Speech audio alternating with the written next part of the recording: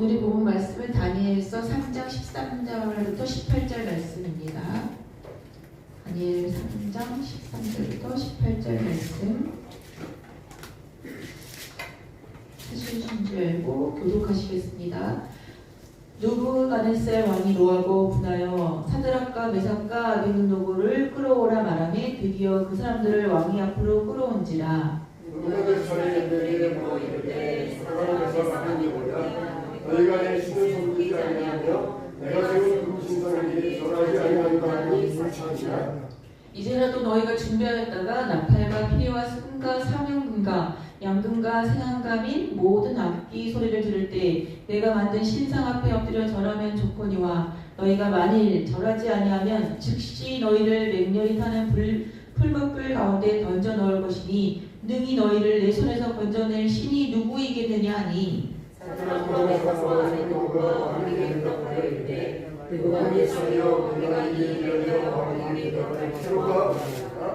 왕이여, 우리가 섬기는 하나님이 계시다면 우리를 맹렬히 타는 풀무불 가운데서 능히 건져내시겠고 왕이 손내서도 건져내시리이다. 그렇게 하지 아니하실지라도 왕이여, 우리가 왕의 신들을 섬기지도 아니하고 왕이 세우신 금신상에게 절하지도 아니할 줄을 아옵소서. 아멘. 위기는 기회다. 우리 함께 말씀 듣도록 하겠습니다. 우리 지난주에는 풍랑을 만났던 제자들 이 말씀을 가지고 똑같은 제목으로 위기는 기회다 말씀을 드렸었어요. 오늘은 이 다니엘 3장을 가지고 이 위기는 기회다 똑같은 제목으로 여러분에게 말씀드리기를 원하는데, 자, 위기는 뭐라 그랬습니까? 위기는 위험한 기회다 그랬어요. 위험한 기회다. 이 성경에 보면은 에스더서가 있어요. 성경에 여성 이름으로 성경이 된 성경이 에스더서와 이제 룻기가 있거든요. 근데 이 에스더서는 특징이 하나 있어요. 그 뭐냐면은 에스더서에는 하나님이라는 이름이 한 번도 안 나옵니다. 그러니까 어떻게 하나님이라는 이름도 성경에 안 나오는데 이렇게 성경이 될 수 있느냐?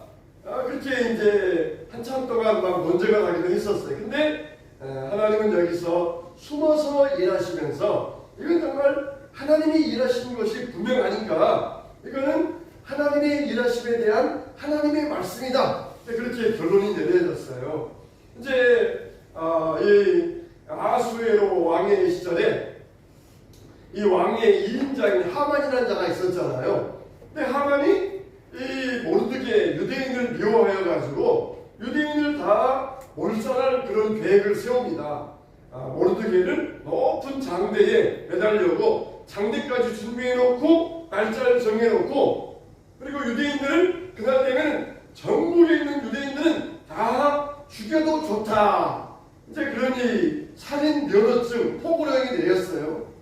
그러니까 옆집 사람들마다 유대인들을 죽이고 자기 재산을 뺏어오면은 그 재산이 자기 것이 되어가지고 자기의 재산이 불어나잖아요. 그러니까 그날만 되기를 기다려라. 우리가 유대인들을 죽이고 그 재산을 뺏어가겠다 하면서 많은 사람들이 그날을 기다리고 있었어요. 근데 그날에 하나님께서 아수에로 왕의 마음을 뒤집고 그리고 전세를 뒤집어가지고 오히려 유대인들이 이 이방인들을 죽일 수 있는 그런 날로 바뀌었어요. 그리고 오히려 하만이 모르드게를 죽이려다가 자기가 죽임당하는 그런 자리에 들어가고 말았던 것입니다. 이게 바로 하나님께서 보실 때의 위기를 기회로 만들어 주신 것이에요. 오늘 우리가 읽은 말씀도 보면 마찬가지잖아요. 이 느부갓네살 왕이 사드락 메삭 아벳느고에게 또 기회 주겠다. 한 번만 더 절을 하면 살려주지만 절하지 않으면 너희를 7배 뜨거운 풀무불 속에 집어넣겠다. 이 풀무불이 뭐예요? 쇠를 녹인 용광로거든요. 용광로 속에다가 사람을 집어넣는다. 이거는 정말 얼마나 위험한 일입니까? 근데 사드락 메삭 아벳느고가 말하기를 우리가 절대로 왕이 만든 신상에 절하지 아니하겠습니다. 하나님이 우리를 풀무불 가운데서 건져주실 줄로 믿습니다. 그리 아니하실지라도 우리는 하나님만 섬기고 왕이 만든 신상에는 절하지 않겠습니다. 분명히 그렇게 말하다가 그리고는 풀무불 속으로 뛰어들어요. 근데 거기에서 어떻게 합니까? 머리카락 하나 끌림이 없이 그대로 나와가지고 왕 앞에 섰던 것이에요. 오히려 이 일 때문에 느부갓네살이 감동받아서 전국에 있는 모든 사람들은 느부갓네살 이 사드락과 메삭과 아벤느고의 하나님을 섬길지어다 그러면서 포고령을 내 자기 눈으로 봤거든요. 자기 눈앞에서 불문불 속에 들어갔는데 거기서 죽지 않고 살아온 모습을 분명히 보자 그 느부갓네살은 그런 포고령을 내려가지고 온 나라에 하나님을 섬겨라 그런 이 영을 내렸던 것이에요. 하나님께서는 모든 것을 뒤집으시는 하나님이십니다. 다윗이 3m나 되는 골리앗과 싸우러 나갈 때에 얼마나 사람들 볼 때 위험했겠습니까? 이 조그마한 청소년 다윗이 자기보다 2곱절 큰 이런 이 골리앗과 싸울 때 얼마나 사람들이 위험하게 보았겠습니까? 이 권투에도 체급이 있잖아요. 체급 자기 윗체급과 싸우면은 불리하니까 윗체급과는 안 싸워요. 자기와 같은 체급과 싸워가지고 거기에서 챔피언이 되지 자기보다 윗체급 키가 크든지 몸무게가 많이 나가는 그런 체급과는 안 싸워요. 근데 다윗과 골리앗은 체급 차이가 나도 이거는 체급 차이가 아니라 이거는 뭐 따질 수 없는 그런 엄청난 차이였는데 그러나 결과는 어땠습니까? 반전에 반전을 거두면서 결국은 골리앗이 죽임을 당하고 블레셋 사람들은 다 도망가고 그리고 전쟁은 바로 하나님께 속한 것이다. 이것을 모든 사람들에게 드러낼 수 있었던 것입니다. 특히 우리에게도 우리 인생에도 참 많은 위기들이 있어요. 그런데 우리 사람들은 위기 만나는 것을 다 싫어합니다. 위기가 온다. 경제적인 위기가 온다. 경제적인 위기 올 때에 대통령이 어떻게 좀 해봐서 경제적인 위기를 충격이 없이 그냥 잘 넘겨봐라. 그 사람들은 다 그렇게 원해요. 인생의 위기가 올 때에 그 위기를 댈 수 있으면 아주 그냥 부드럽게 아주 그냥 쉽게 넘어가기를 원하는 게 사람들의 마음이에요.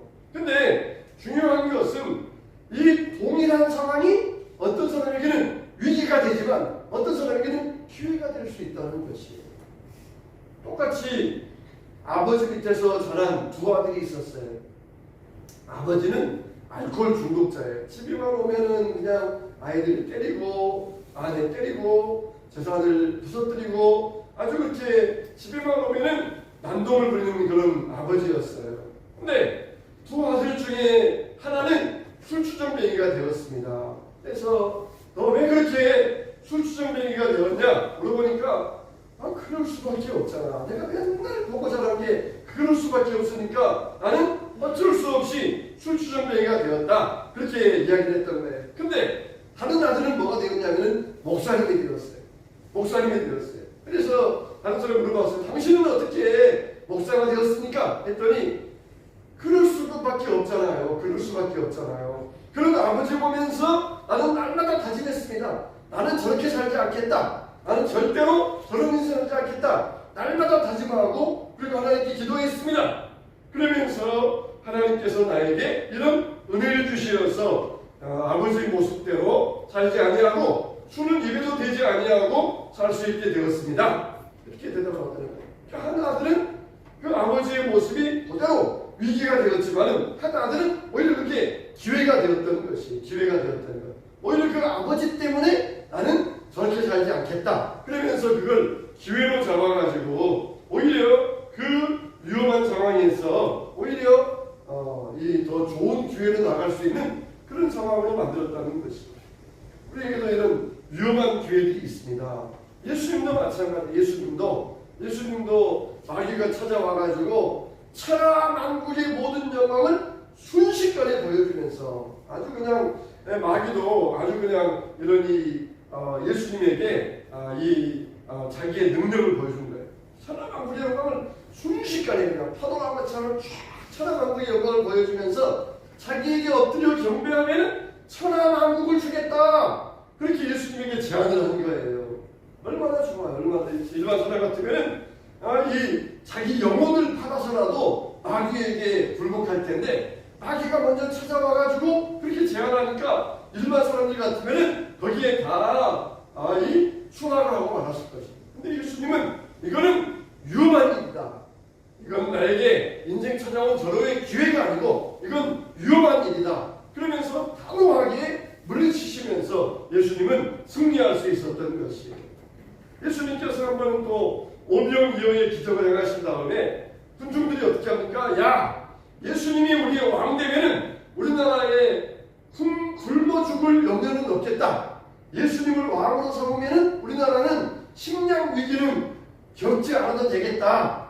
그렇게 생각을 했어요. 지금부터 우리나라도 불과 60년대, 70년대만 해도 굶는 일들이 있었잖아요. 보릿고기가 있어가지고 춘공기가 되면은 쌀 떨어지고 보리 나오기 전까지 매일매일 굶는 일들이 있었잖아요. 근데 불과 60년도, 70년 전에 그런 일이에요. 그러니까 지금부터 2000년 전에는 이게 사람들이 굶는다는 게 이건 정말 다반사예요. 다반사.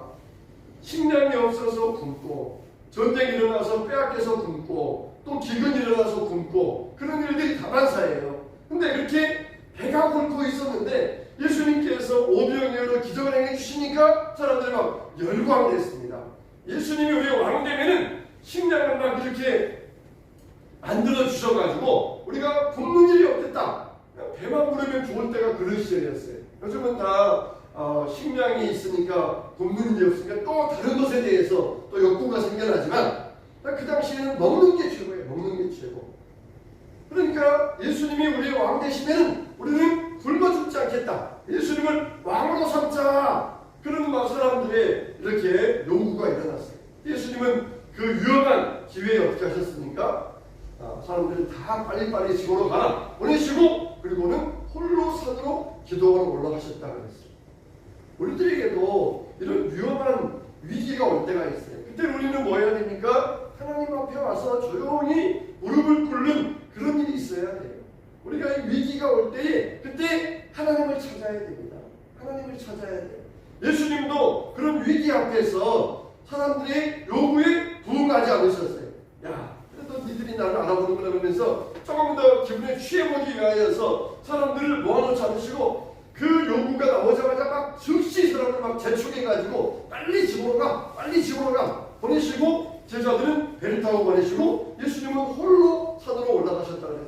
제자들도 보내신 것은 제자들도 거기에 막 부응해가지고 예수님 좋은 기회입니다. 예수님 이때 이 사람들이 요구할 때 왕 되십시오. 제자들도 거기에 부하내동할 바가 제자들도 보내시고 그냥 혼자 올라가셨어요. 다른 때 같으면 기도하실 때 베드로, 야고보, 요한 세 명을 데리고 올라가셨는데 이때는 베드로, 야고보, 요한도 보내버리시고 혼자 올라가셨어요. 사람들의 그런 위험한 요구에 응하지 않으시려고 딱 보내버리시고 예수님 혼자 올라가셨던 것이에요. 여러분 우리에게도 이와 같이 위기가 올 때가 있습니다. 누구나 사람들은 인정받기를 좋아하고 높아지기를 좋아하고 환호와 박수 받기를 좋아해요. 낯가리는 사람들은 사람들 앞에 서기가 참 어색해 하잖아요. 근데 그것도 처음이지.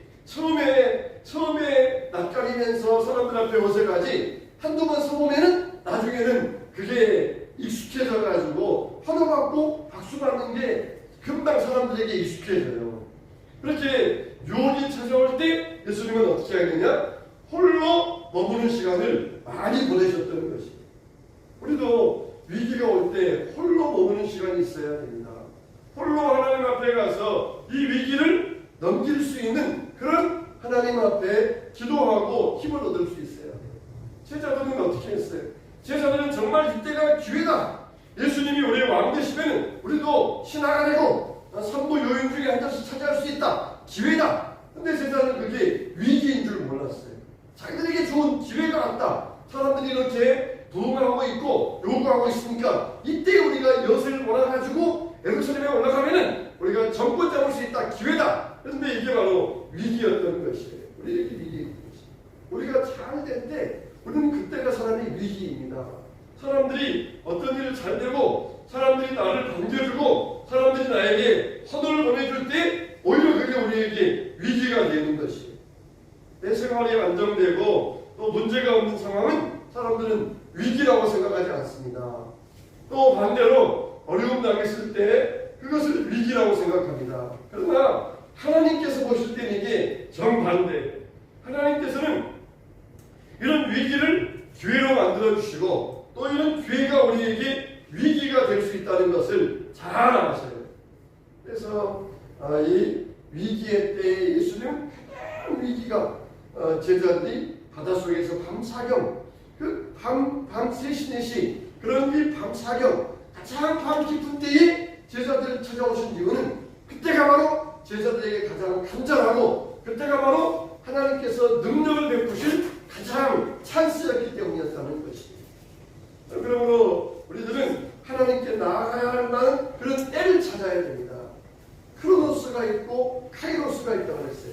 하나님의 때, 그냥 흘러가는 몇십 시간이 아니라 하나님의 때, 카이로스. 그때 우리가 때가 있다는 것이 하나님의 때, 하나님 앞에 머물 수 있는 이 절호의 기회. 풍랑이 일어나면서 금방 배가 뒤집어지고 그냥 몸과 지칠 대로 지쳐있고 완전히 소망이 없는 그때. 그때가 바로 카이로스. 하나님의 때가 우리에게 찾아온다는 것입니다. 주님은 모든 것을 보고 계시면서 그러면서 제자들을 찾아오셨고 제자들에게 구원의 영광을 베풀어 주셨다는 것입니다. 사드락 메삭 아벤느고는 정말 얼마나 좋아요. 그 바벨론의 궁궐에서 신하로서 공직 생활하니까 얼마나 권세도 누리고 명예도 누리고 그리고 물질도 있고 얼마나 좋아요. 근데 금신상 앞에 한 번만 절하면은 살려주겠다. 그런 위기 앞에서 사드락 메삭 아벤느고는 타협하지 않았습니다. 타협하지 아니하고 오직 나는 하나님만 섬기겠습니다. 그러면서 붉은 불 속에 들어갔지만 그 위기가 바로 신앙의 기회를 만들 수 있었다는 것입니다. 그들 또 이런 신앙의 위기가 찾아올 때가 많이 있습니다. 그럴 때 오히려 그것을 하나님 앞에 가서 홀로 기도하면서 하나님께 은혜를 구하고 위기를 기회로 삼을 수 있어야 됩니다. 할렐루야. 그래서 위기로 넘기지 말고 위기를 기회로 만들어서 붉은 불 속에서도 하나님의 이름을 증거하고 하나님의 이름을 나타낼 수 있는 우리가 되어야 될 줄로 믿습니다.